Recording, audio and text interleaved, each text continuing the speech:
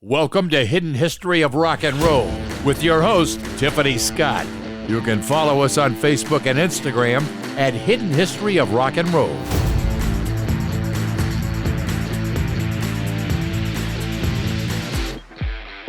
Hello and welcome to Hidden History of Rock and Roll. I'm your host, Tiffany Scott. If you are new to my podcast, I do a deep dive into the behind-the-scenes stories of rock's greatest legends, how they came to be, how the recordings got played, and maybe some dirty secrets if we are lucky. This is your all-access backstage pass. Today, I welcome an American musician and producer who has played the drums in the band Big Star, with Alex Chilton of the Box Tops and Golden Smog, with members of the Jayhawks and Wilco. He is the last surviving original member of the band. He performs and records with Luther Russell as Those Pretty Wrongs. Their debut 7-inch was released in 2015 on Burger Records, and their debut LP came out in 2016 on the Ardent Music Label. He contributed to The Student Becomes the Teacher, a 2018 song by the Lemon Twigs, who have cited Big Star as being a big influence. In 2019, he produced the LP Electric Power for rock power soul band The Reputations from Austin, Texas. Big Star has been described as the quintessential American pop band and one of the most mythic and influential cult acts in all of rock and roll. They drew influence from the Beatles and the Byrds, pioneering a style that foreshadowed the alternative rock of the 80s and 90s. According to Rolling Stone magazine, Big Star created a seminal body of work that never stopped inspiring succeeding generations. 3 of Big Star's studio albums are included in Rolling Stone's list of the 500 greatest albums of all time. Please welcome to the show, Jody Stephens. Hi, Jody. Hi, Tiffany. Thanks for having me. How are you today? That's quite a list of things. It all sounds like a lot. It is. It is a lot. Being compacted into a paragraph. Right. It happened over a period of years, but it's kind of cool to reflect on that sort of thing. I think it's great, and I love it. That's why I'm doing this podcast, because I think so many people need to have their stories told, and I am so enjoying doing this. That's great. I love talking about it. It's because it's always in memory of Chris Bell, mm-hmm. Alex Chilton, Andy Hummel, and John Fry. Mm-hmm. Yeah. So I'd love to keep them alive in our hearts and minds. Absolutely. So I love talking about that period in the music. Well, I'm excited to have you here today. And then let's start off by telling the audience, how did you get into playing the drums, and when did you know that you wanted to make music your career? Well, my brother Jimmy and I saw the Beatles on Ed Sullivan in February of '64.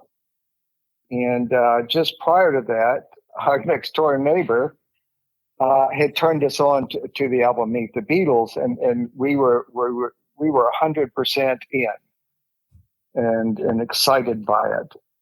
So we, over a period of time, he developed this kind of natural inclination toward bass guitar, and whenever we would drive down the road with my parents and they'd play the radio, I would be banging on the back of the front seat as we drove down the road. So I figured, well, I'll get into drums. And so to do that, you look around to see where the door opens to do that. And that was the junior high school band, the 7th and 8th grade. And I played snare drum.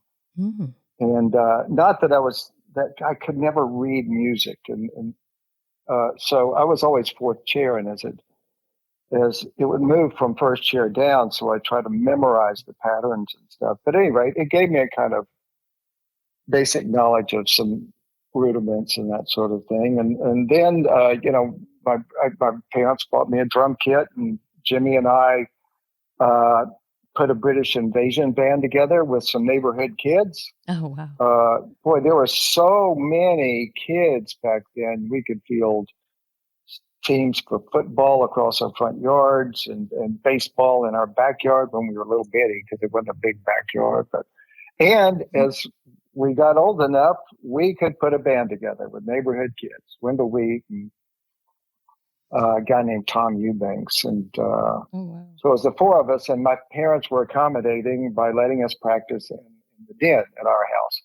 It wasn't a big house, and they would kind of sequester themselves back in their bedroom, and we could just bang away. So Mom and Dad were always nurturing in that respect.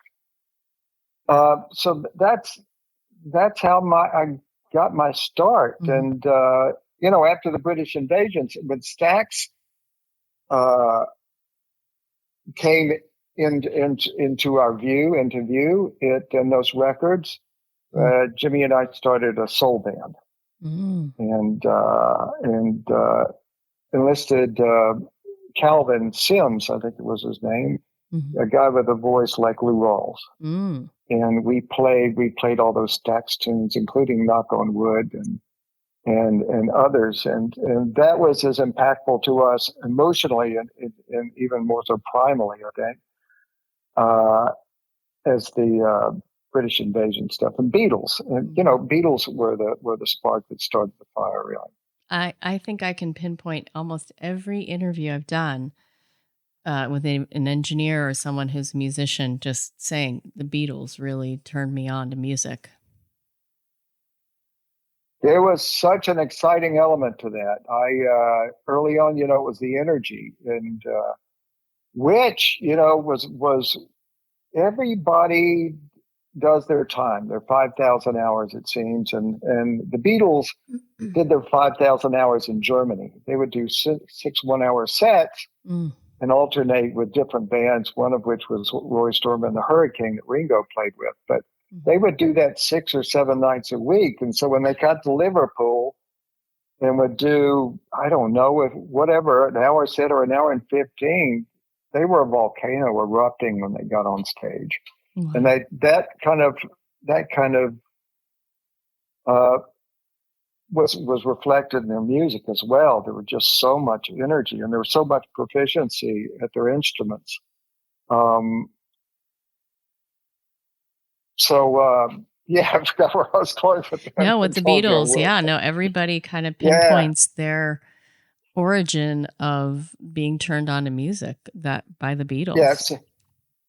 Yeah, it was the energy, and then it was sonically. It's like, how are they doing that? And then they started introducing orchestras and George Martin's arrangements, and it was bewildering. How do they do this? How do they create these things? Where does all that come from? And at the end of the day, that bewilders everybody, even songwriters, and even Bob Dylan said, I don't know where that came from. I've moved on from that initial period. Wow. So yeah, but nobody really knows. I think you just find something that opens a portal and set yourself free for that. And, eventually something comes, I guess. Yeah. Yeah. It's really unbelievable. Music moves us in so many ways that we don't even realize.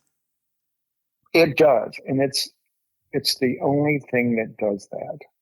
Truly. Visually, stories and acting can do that, but musically, it's really mind blowing how a song can excite you or bring you to tears or visceral. Yes, all exactly. People talk about, I'd rather be moved than impressed, and that's certainly all part of the visceral process for sure. So you grew up in Memphis, am I correct? Yes. And so how did you get together and meet your bandmates in Big Star? Well, back to my brother Jimmy. he was in a band. We went to this church, First Baptist Church in Midtown, and we lived out east. And a friend of mine, Mike Fleming, who lived right across the street from that church, I would hitchhike into town, and Mike Fleming and I would hang out. And Mike wound up introducing me to Andy Hummel, and Mike and Andy had a band, and they enlisted my brother Jimmy to sing lead. So that was my introduction to Andy Hummel, and I was probably in the 7th grade at that point. And then years later, Jimmy and I were part of the house band for the Memphis State production of Hair. I was still in high school, but Jimmy and I were in a band, and the whole band auditioned, and we were accepted. It was a trip. My eyes were open, that's for sure. Yeah. And put I established a personality of empathy, I think, with a lot of us, and how people move through this world, and how to appreciate differences. But anyway, so Andy Hummel came to one of those shows. And at the end of the show, the audience would come on stage as Let the Sunshine In was being sung. And at the end of it, Andy walked over and asked me if I'd like to come jam with some folks over at a friend's house. And I said, sure, sounds great. And so Andy wound up taking me over to Chris Bell, who was still living at home with his parents. And I think they had like 10 acres, and they had moved this old home off the street side and moved it up in the back part of their property. And that's where we practiced. That's where we got together initially. Mm-hmm. And Tom Eubanks was a part of that. Steve Ray was a part of that. And I think Terry Manning was a part of that. And Steve was a drummer, a guitar player as well. And he was part of that thing called Ice Water, but that's, I guess, another story. At any rate, So Steve was going back to school.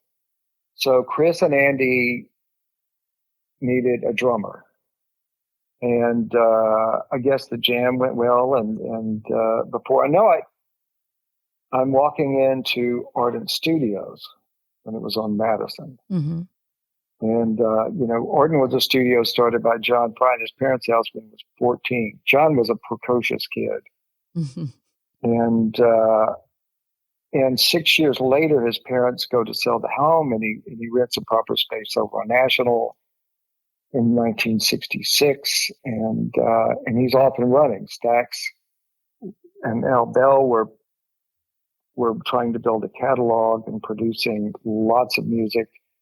And Ardent would get the overflow of that. Mm-hmm. And Terry Manning was mixing the Staple Singers records, and I know John and Terry, I think, worked on the Isaac Hayes' Hot Buttered Soul tracks, recording there, and then of course Terry Manning mixed Led Zeppelin. There are a lot of stories about that.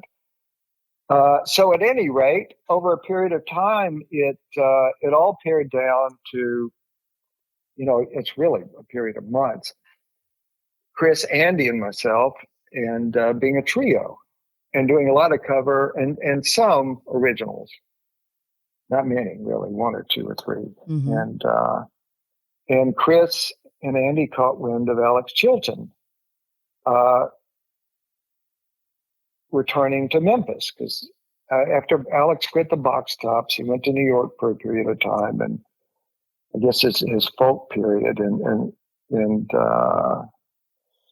he was moving back to Memphis, and Chris and Andy talked him into coming to see us as a trio at the VFW Hall in downtown Memphis. Mm-hmm. It was hired out by some group of folks, and we played. And I guess Alex must have liked it.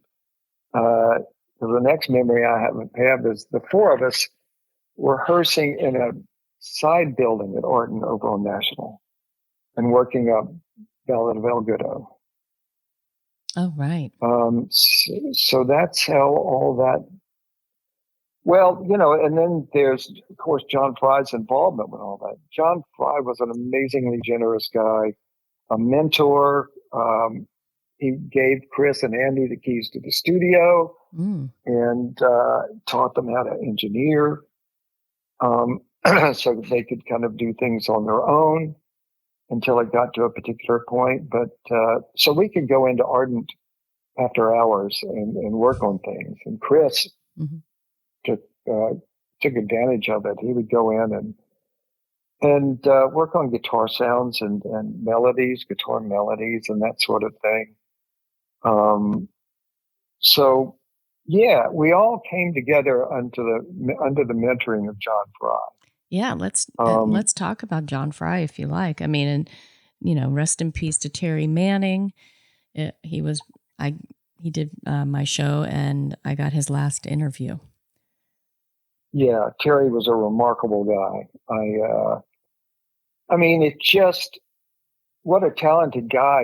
And I heard this, and I'd known this, about Terry heading out to the airport after a call from Al Bell, and they're going to greet Dr. Martin Luther King, and Terry thinks to grab his camera, so he grabs some pictures of Dr. King, and he was just, wow. Terry was fearless in I think approaching people, and I think he was taking pictures of Dr. King. I mean, he was, standing next to him and taking pictures, and insane. And then, there's a story from Billy Gibbons that said, because somebody asked him how he came to work at Ardent, and he said, well, we played Memphis, and after the show, a couple of guys from Ardent came and talked to me, and one of them said, hey, we can do a better job of recording your music than what's being done. And I think that must have come from Terry. He didn't give a name, but that's a really fearless thing. And Terry had the chops to pull that off, and obviously did. I agree with you 100% on that. Yeah. So I don't know, going off on a tangent again. So. No, you're fine. It's good. Yeah, because Terry mentioned that, when they did move to Memphis from Texas, he walked right over at 15 years old and just plopped down at Stax, and he got himself a job. And it's got to be. Yeah. I mean, he was fearless. Yeah, it's funny. I was I guess I was in the midst of doing Big Star stuff, and I always worked. I went to school, really, for the most part. And I went over to Pepper Tanner. It was a jingles company. And that just was a couple of blocks from Ardent here on National. We moved here in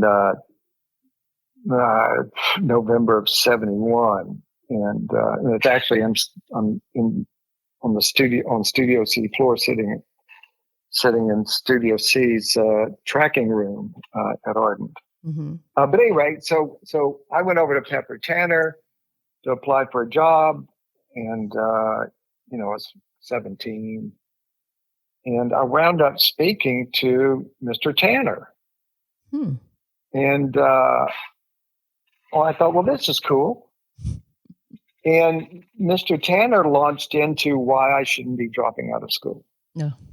And I'm thinking, I'm not dropping out of school. I just want a summer job.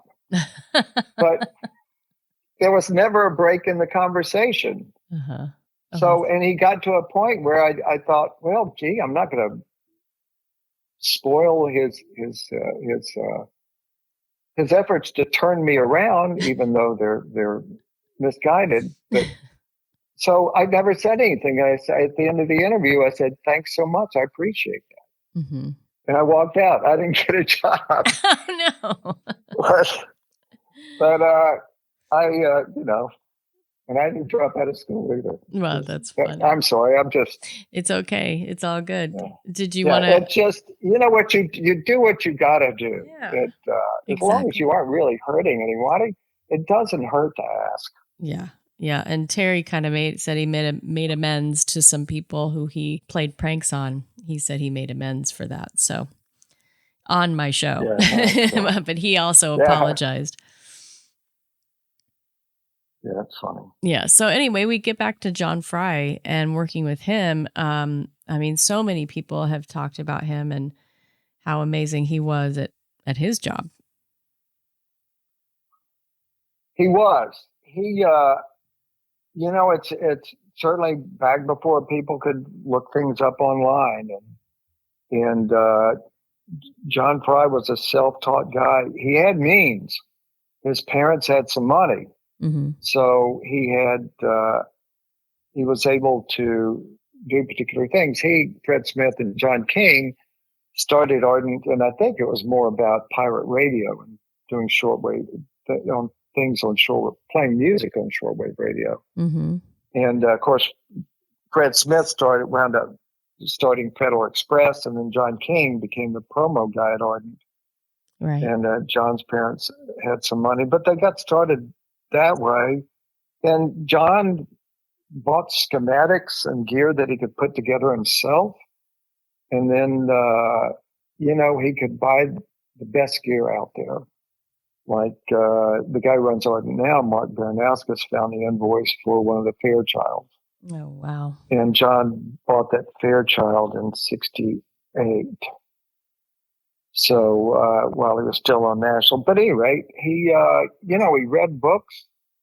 He listened to music. He loved the way the guys did things at EMI, which is what that studio was called then. And then they changed the name to Abbey Road later. And he had the most brilliant set of ears and how he mixed things.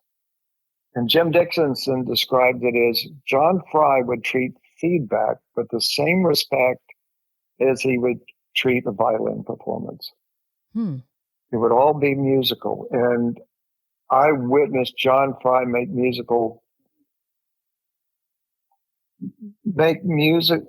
things that weren't musical because of where he would put them in the mix and how they would set and how they would sound sonically. Wow. But he really was. It was such a joy to go in and track with John Fry and then come back in and listen. And he would flip it out of record mode or something when you were using tape. And it would just sparkle. It was exciting. And that, that you could tell that impacted everybody in the room because it would be an inspiration and we could go out and, continue on and feel good about what we were doing.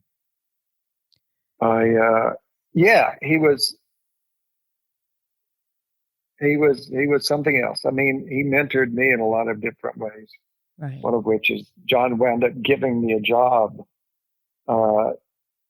during recording #1 record and Radio City, but it was stuffing albums and running errands and that sort of thing. But he did that and mentored us in that. And certainly I've already mentioned that he opened the doors to us and gave Chris and Andy keys and was always just there to help and do what he could. And then, once Alex joined the band, John got interested in putting a label together. So he and Al Bell had over at Stax, had a great relationship. And so they got that underway as we were doing #1 record. But he always, I don't know, over the years, he was always there for us. And how I came back to Ardent in January of '87 on the business side of things and marketing, and because I'd happened to call John, I hadn't seen him in 2 years, I guess, and my major at University of Memphis was marketing, and I was looking to use that degree, and I said, "Hey, I put an application in for a job at a radio station, kind of a sales thing." And John said, "Well, why don't you come interview here? We're looking for a marketing guy." And I did. And so then John Fry was the father of my music career, and then John Fry was the father of my business career. Mm. So I don't know. I guess I'm wandering about with all that, but he just had this amazing impact on me and an impact on all of us. From what my friend Pat Rayner has said, that he had a huge impact on Memphis music. Oh, he did indeed. Yeah, I mean, Al Green. I think Al Green did some recording while John Fry's studio was at his parents' house. Oh, wow. John Fry would joke and say, here I was, this, 18-year-old or 17-year-old, and then certainly like when he was 20 and hooked up with Al Bell, but he said, here I was, this kid, and for some reason these people sort of believed in my abilities for whatever reason, and it. I think if you got it, you got it, kind of thing. Yeah, it's true. It's true. And John Fry had it. If you are enjoying listening to Hidden History of Rock and Roll, please consider becoming a friend of the show on Patreon for only $5 a month. Your support will help deliver more excellent content. Plus, as a member, get your questions answered by the next legendary guest. Thanks for being the best part of Hidden History of Rock and Roll. So let's talk about your band and the other members of your band. Is there anything you want to share with the audience about the members of your band, Big Star? Andy Hummel was a massively talented guy. I think he started with like classical piano, and then picked up bass and guitar. And you can hear those kinds of influences. And way out west, I think there's a Bach thing that Andy may have borrowed, or Beethoven. And I forget which piece it is, but and then just in a song he wrote called the India Song, his performance on a mellotron, it's the flute sound. Mm-hmm.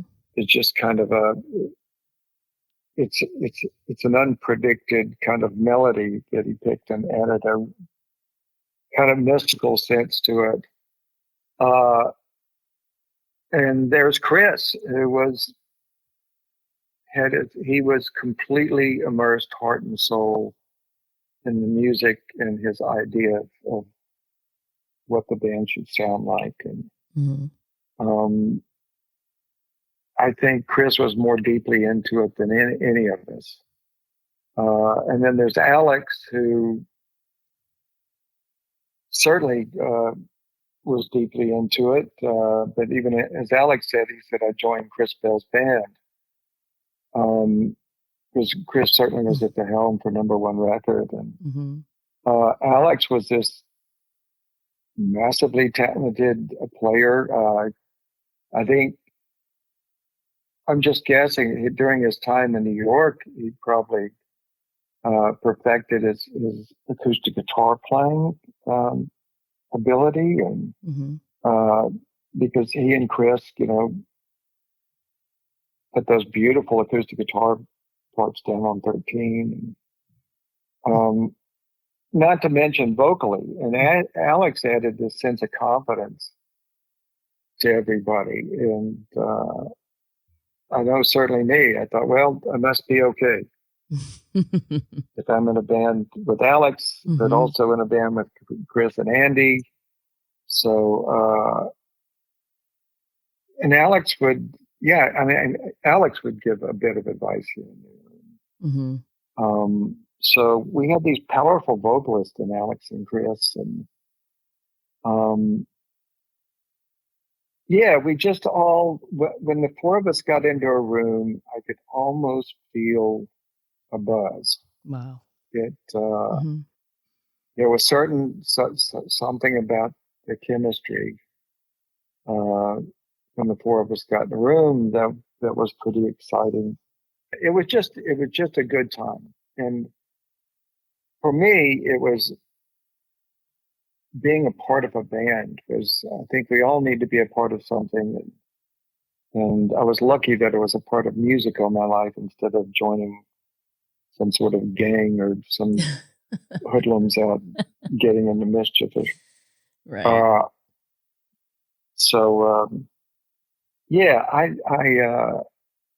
There's nothing like that bond of playing music together. The only thing that comes closest is your spouse. Yeah. So did you tour with the band? Because you only put out a certain amount of albums. Did you guys get to tour together? Well, we did this thing called the BC tour. Andy Hummel dubbed it the BC tour because it was they were all Greek names, sort of like Corinth, Mississippi, and Athens, Alabama. And there was one other city that had a name of that sort. We did those 3 dates. Uh-huh. And we traveled in a van with another band that was opening, and the van didn't have any seats in the back, so we all just sat around the back against the walls. Oh, wow. It was one of those things, you do what you got to do. And where else did we play? We played New Orleans, City Park. Mm-hmm. It was some sort of event where bands were playing, but they would have politicians of all parties also speaking about the upcoming election, I think. We played in Little Rock or Hot Springs, not Little Rock, Hot Springs, Arkansas. John Fry flew some of us John had a pilot's license, and he flew some of us over to Hot Springs, and some drove in a car. Oh, wow. It's really a handful for us as a 4-piece. Mm-hmm. We probably played High Cotton here in Memphis a couple of times. It wasn't much. Mm-hmm. Yeah, because you were cut short in a way. Yeah, well, Chris left the band after the first record. Mm-hmm. I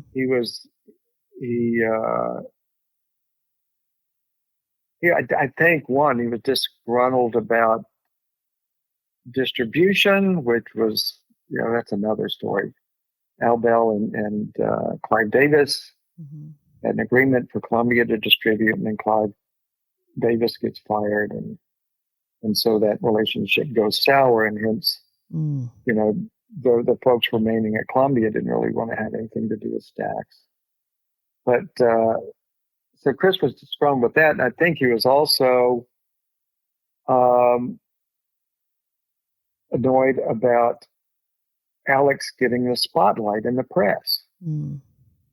There was never any rub between that was beyond, maybe just normal band conflict stuff between Chris and Alex.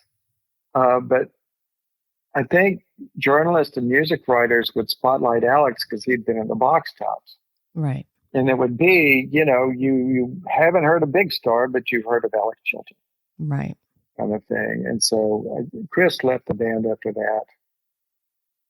And we were kind of on hiatus. And John King, who's the promoter guy, manages to talk Stax into flying over 100 rock writers into Memphis. And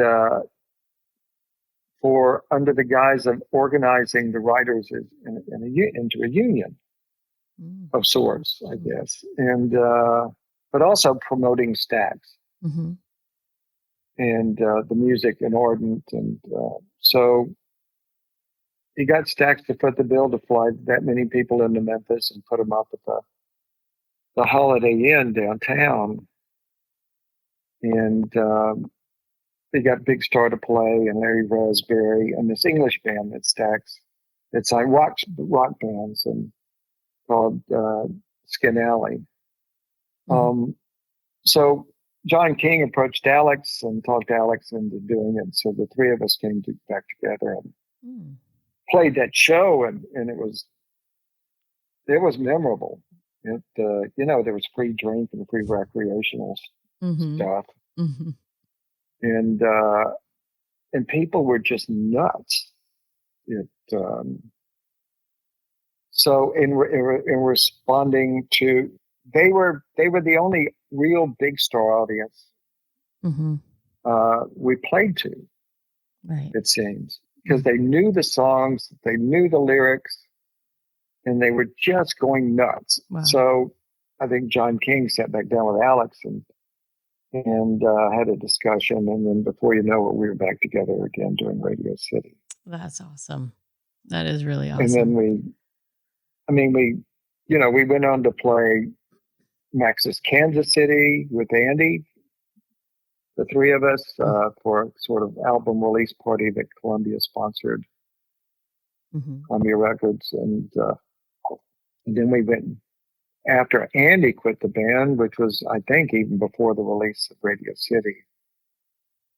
Andy saw the writing on the wall that he wasn't going to be able to make a career out of this, and he was ready to get his life underway. And so he went back to school and finished school.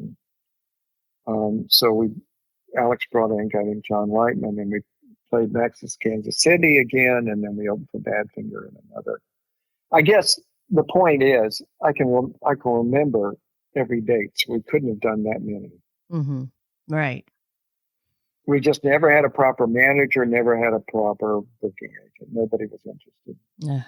Well, I'm excited for you and all of you that, getting the band to its rightful place and being celebrated by the Grammy Hall of Fame. And how does that feel for you?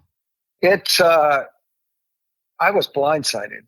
I was a trustee for the Recording Academy, and so I knew of that and the Grammy Hall of Fame and inducting music albums and singles, but it certainly wasn't on my mind at all. Every now and then,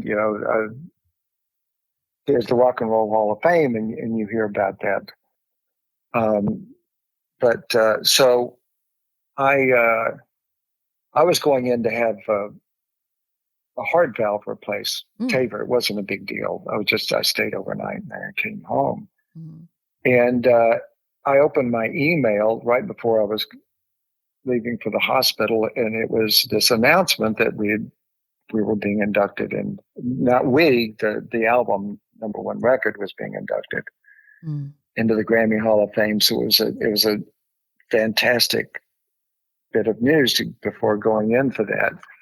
But it's Chris Bell. I think he would be the first person I would think of, because it would be so meaningful to Chris. It would certainly be a validation and recognition of everything he put his heart and soul into, and certainly, and Andy would be. He always sounded surprised about things. Well, I don't know, but at the end of the day, he would be excited about it. And then I think Alex, and I think that kind of recognition, whether vocally or silently, I think Alex would appreciate it. And if nothing else, it's recognition of the impact that music had on people. Right. And how can you not feel good about that? Right. So it's terribly exciting, and it's exciting for Chris Bell's brother David will be attending with Chris's nephew Christopher. He'll be attending the event on May 16. Sorry. That's this exciting. coming, and Annie Hummel's widow, Patty, will be coming with their daughter, Katie, I think. And so it's, I think it's wonderful that they get a firsthand view of just how appreciated in Patty's case, her husband's music was, and David's, his brother's music.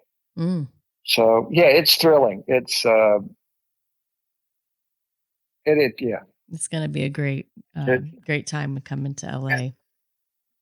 Yeah, I mean, it's it's so deeply impactful.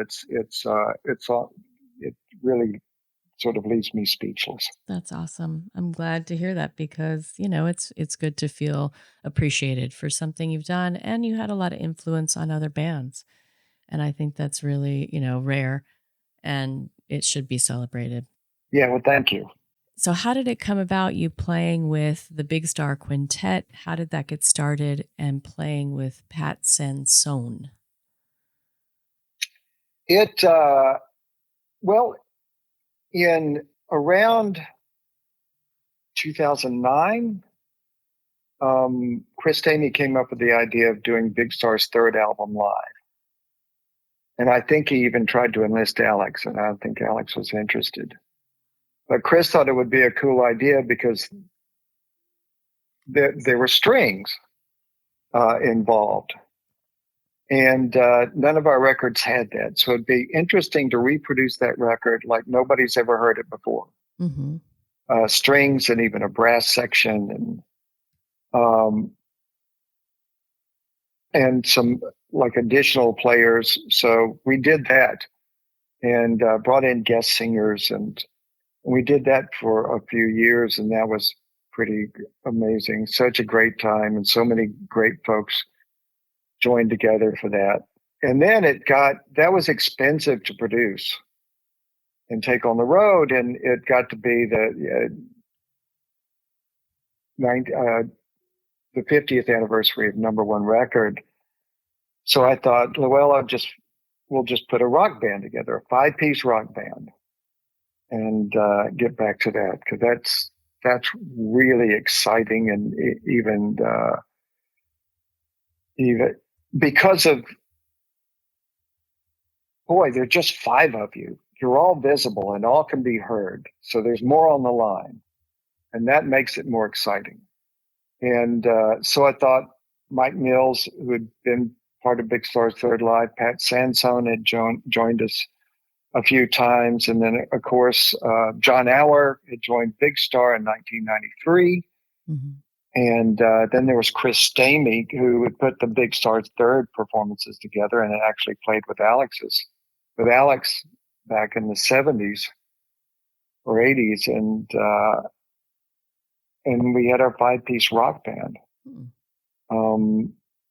And Frank Riley booked some dates for us, and we were off and running. And then we came together for Radio City's 50th anniversary, did that last year, and played dates across the states, and 3 in Spain, London. We did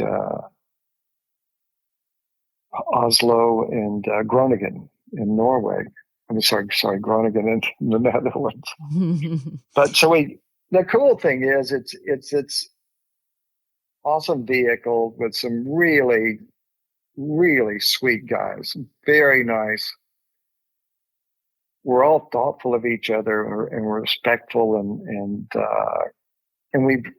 we've been around the block a few times. So when there are obstacles in the way, we figure out ways around them. No egos. No, nobody gets upset about anything really.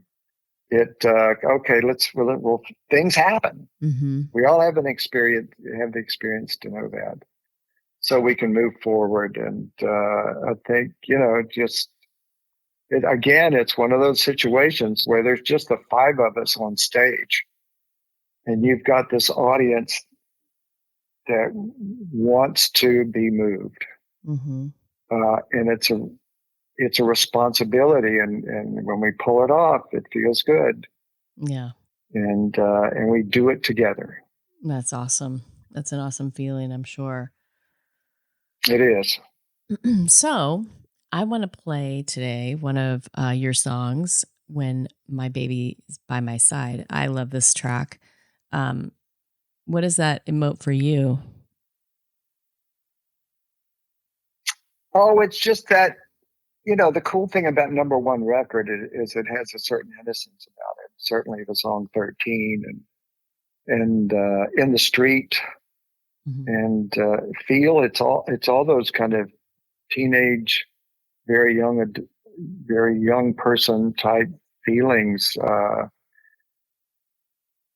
So it reflects that. Alex sings it, and when my baby's beside me, I don't worry. It's that simple. Don't need to talk to no doctor. Don't need to talk to no shrink. When my baby's beside me, I don't need to think.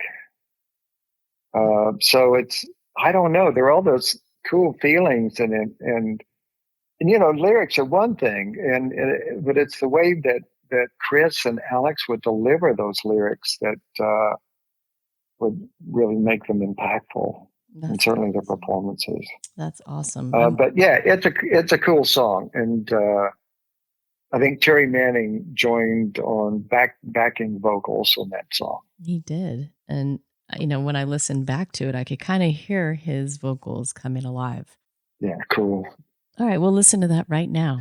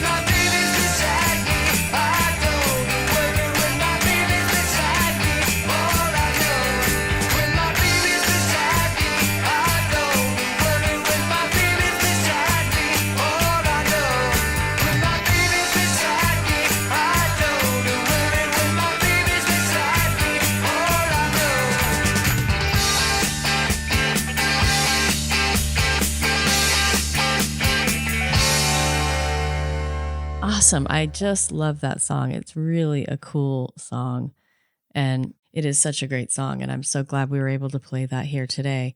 Maybe you'll get a whole new fan base. We can almost count on it. I don't know. We keep adding fans with the music keeps adding fans with each generation and stuff, and makes it possible for us to keep playing this music. So it's cool. It's I love, and again, I'm thankful to you, Tiffany, for doing this and helping us keep this music on people's minds and stuff. Thank you. I'm excited to share it with everybody. And speaking of the fans, we have a few fan questions. Are you ready to answer a few? Yes.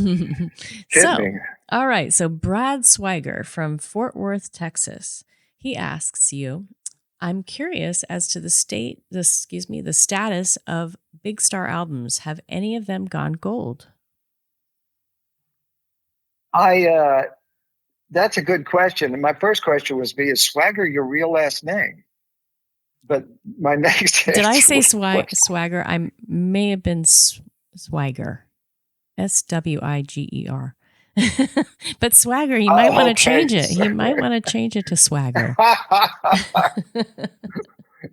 Sorry. There's speculation that given, with streaming and everything, something's gone gold. And I think there might be an effort in progress to establish that. But as of right now, no, nothing. And, it's interesting to some extent. I think we've almost worn that as a badge of honor, but it's always been, a lot of, especially music fans know who Big Star is these days. But, for the longest time, I think Robin Hitchcock referred to it as a secret handshake amongst musicians. If you knew about Big Star, you had this great common denominator with someone. So to answer your question, I don't know, but maybe in the next year or so we'll find out. That would be awesome. Gold record. That would be awesome. And then here's another tough last name for me, Paul Diagostino from Glasgow, United Kingdom. So you have fans all over the world. Oh, a lovely place. Oh, Glasgow. I love Glasgow. And the folks there, never met a Scot that wasn't just a sweetheart. Oh, that's awesome. I played Glasgow a few times with, actually once with Luther and those Pretty Wrongs. And then the Big Star lineup with John Owen, Ken Stringfellow. We played Glasgow and Scotland a few times. That's very cool. I would love to visit there someday myself. But he asks, are there any Big Star live recordings with Chris in the band? And did Chris co-write some of the tracks on Radio City? Wow. To answer your question about the live performances with Chris, I don't think so. You would think there would be something out there, but there aren't really many photographs of us as a four-piece playing live. There's one from the gig that we played in Athens, Alabama, at a university there, and then there's one taken from very far off at City Park in New Orleans. But no, I can't think of any recordings. And to answer the second question, I think Alex and Chris co-wrote some songs together for what would be our second album. And then Chris quit the band. Chris left the band. So I think they divided them up. And I think Sitting in the Back of a Car was one. And the Big Star that the three of us took. And there was a Light was one that Chris wound up recording. Oh My Soul might have been, but I'm sketchy on those three. But there are three of them. Well, that's cool, Paul. I hope I didn't butcher your last name, and hopefully we answered your question. And so my question to you, being that the show is called The Hidden History of Rock and Roll, do you have any hidden histories or records you like to set straight on the show? I seem to be continuing this trend of people setting records on my show.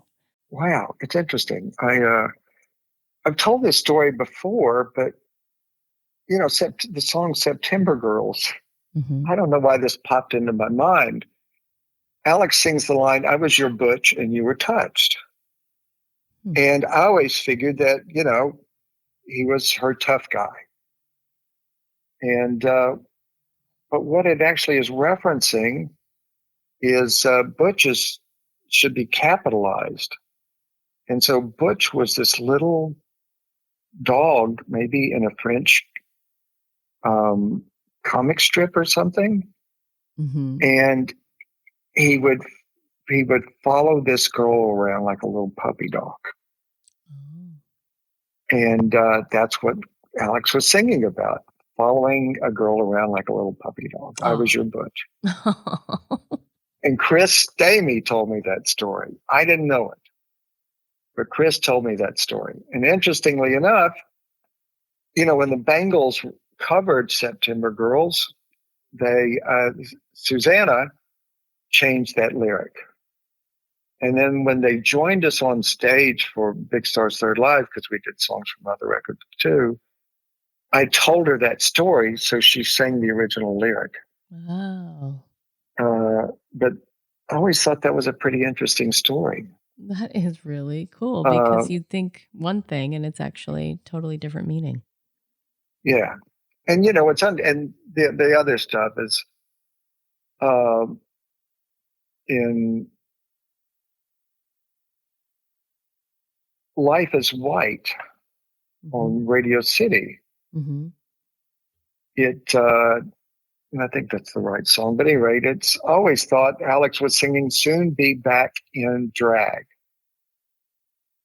And I thought, wow, that creates an interesting sort of scenario. And then years later, I find out that Alex is singing "Soon Be Beggin' Drags," like begging drags off cigarettes. Oh. Which is a cool way of saying down and out. So and there are other lines like that too that, you would think that I would have figured it out a long time ago, but I think a few years passed before. Well, writers, writers. Yeah, it's secret stuff. There's the story of, when Chris quit the band, his brother David, I think Chris went into kind of a bit of a tailspin emotionally, and his brother David sort of stepped in and to help him sort of carry on with his music, and David wound up, financing Chris's trip to England and recording at Air Studio. I think they recorded there and mixed. They were working on Cosmos with Jeff Emmerich, and they worked at the Chateau and in France. And so David was mentoring his brother, and that's why we have the music from I Am the Cosmos, Chris's one and only solo record. Mm-hmm. But I just thought I'd give David some credit, because that's pretty amazing, because that music is something else. Yeah. Yeah, that is awesome. And well, here's one thing that's, it's not a real secret, but I don't think a lot of people know it, is so after Big Star's first album, we kind of parted ways, and during that time, Alex had put a three-piece together with Richard Roseborough, who was part of Ardent's staff as an engineer and an incredible drummer, and a bass player named Danny Green. Mm-hmm. And they tracked Mud Lang, She's a Mover, and What's Going On together. Mm-hmm. Oh. And so when Alex and Andy and I came back together, we recut those and thought, it's not as good as what Alex did with Danny Green and Richard Roseborough. So Danny Green and Richard Roseborough played two that stated on the backside of the record is referring those three songs. And it's true. Richard had, and you can listen to Cosmos, Richard could play in this slow, deeply profound sort of rhythm and what's going on. Mm-hmm. He does that. And, it's something I couldn't do. Mm-hmm. And then She's a Mover, I think was just one of those kind of late night things Mm-hmm. that Richard and Danny and Alex did. And there's all that headphone feedback and all kinds of overly compressed drums and the energy that was amazing. Yeah. And then Maud Lang, I don't know. It's just a kind of straightforward sort of rocker. Yeah. But anyway, so yeah, I mean, it wasn't a secret, but I don't know a lot of people know that. And that's an interesting fact. Well, I can say this is the reason I think we're having our conversation is because people along the way kept lifting that music up. Mm-hmm.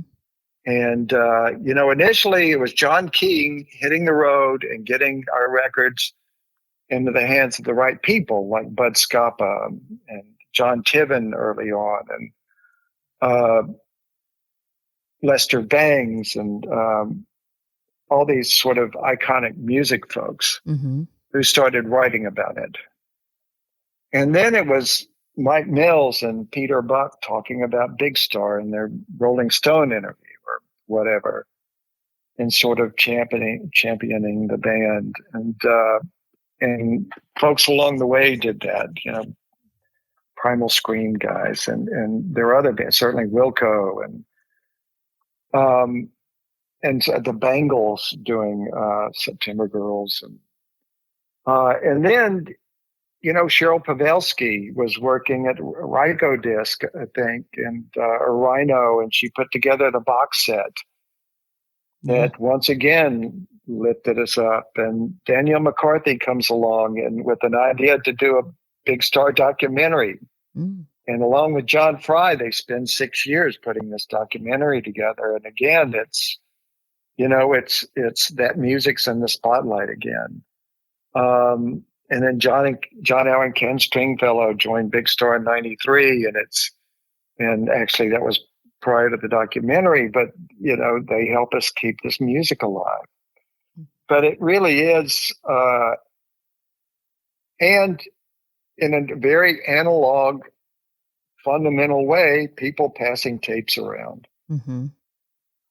And now this Grammy Hall of Fame is another way of this music being brought to light again and being lifted up. And it's just, I'm just grateful for all these events and folks, because I always joke about being Big Star getting together and doing basically 3 albums and breaking up. And then we entered a 16, 17-year marketing period that was solely the result of people talking about our music. Wow. And then we get back together in '93 and we have an audience. That's incredible. And we released that live record. So Bud Scapa entering the picture again, but this time as an A&R guy, and signing us to Zoo and recording that Columbia record, live record. So we had this help along the way, and people that believed in the music. And it's just, if anything's moving, it moves me. It's just that. That's awesome. And certainly the gratitude. I got to tell you, when I'd walk out of a Big Star recording session, I was happy. Mm-hmm. It was like being a part of that was like nothing else in my life. Mm. And so if nothing happened to it, that's fine. I mean, being a successful musician that has a career is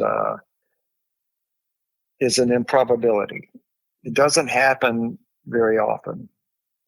And so I was ecstatic about having been a part of that process. That's wonderful. That's all you could ask for. Yeah.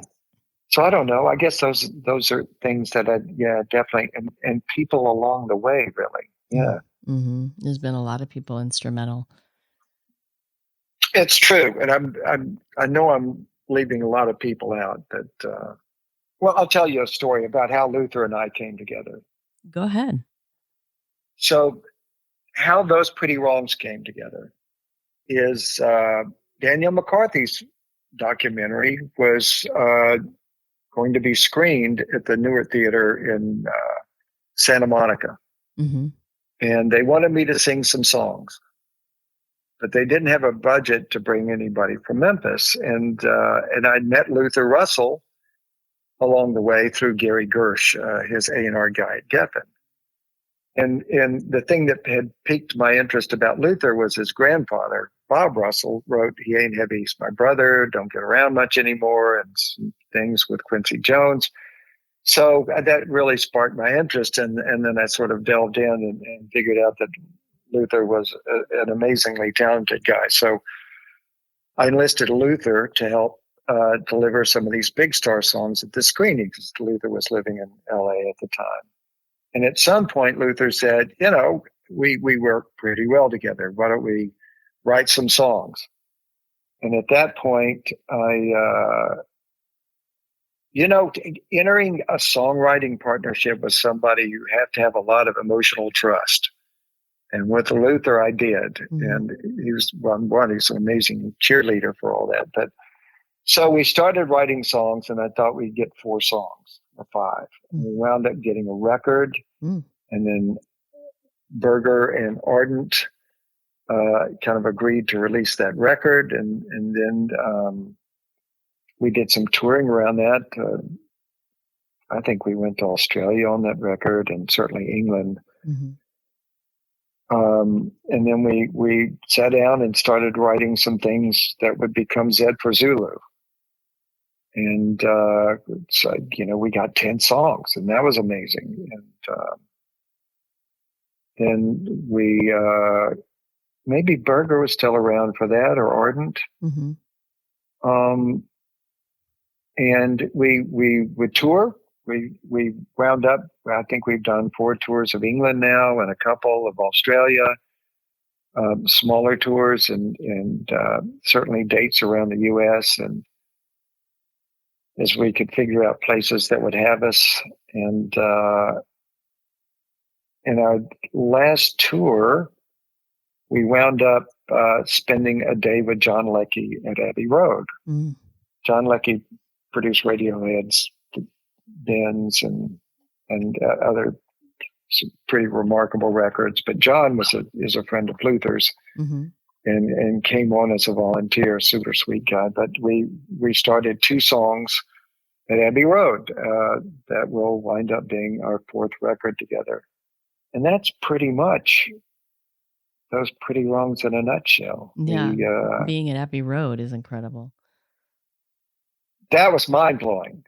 When every second I had, I'd leave the studio and wander the halls and hoping to run into somebody. And and Studio A wasn't, or Studio 1 wasn't in use, so I could go hang out there where they record these big orchestras and stuff. But we worked in Studio 2 where the Beatles did. Wow. And I got to walk that same stairway up to the control room. And Luther and I were in heaven. We got to use the Miss Mills piano, which is what the Beatles used, and a nickname because a lady, doing a particular kind of music, had used that piano. Mm-hmm. There was an interesting contrast to what she was using it for and what the Beatles were using it for. But I don't know. We got to use things that the Beatles had used, and so now we've started those 2 songs, and Luther and I are doing some dates soon, and we'll get back in the studio and finish our 4th record. Oh, that's very cool. Yeah, and to some extent, Big Star is certainly a platform for us that sort of lifted us up a bit and made a lot of these shows possible and that sort of thing. But I think in some way we help keep Big Star's music out there in some form or fashion because we usually do 2 or 3 songs. That's awesome. But I really am grateful. Thank you, Tiffany. Oh, you're welcome. And thank you for doing the show. It was really an honor to have you on the show. And I hope you guys enjoy your time in LA. Thank you. We hope you enjoyed the latest installment of the Hidden History of Rock and Roll. Be sure to like us on Facebook and follow us on all the podcast platforms. Thanks for listening to the Hidden History of Rock and Roll with your host, Tiffany Scott.